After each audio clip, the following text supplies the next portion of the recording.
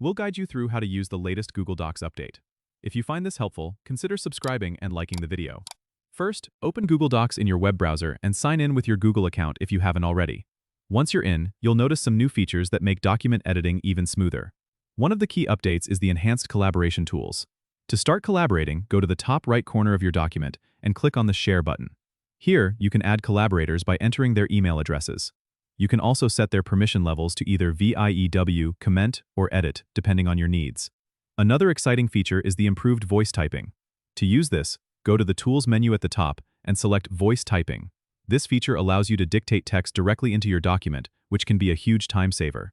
Simply click the microphone icon and start speaking clearly. Google Docs will transcribe your words in real time.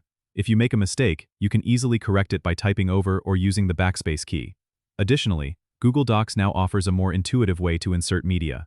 Just go to the Insert menu, where you can effortlessly add images, charts, tables, and even emojis to enhance your document. For those who love organizing their work, the new Outline feature is a game changer. You can activate it by clicking VIEW and selecting Show Document Outline.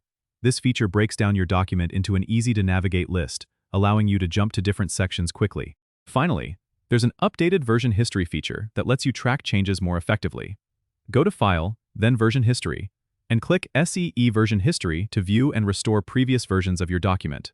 This is particularly useful when working on projects over time or with multiple people. Don't forget to subscribe and comment if this helped you out.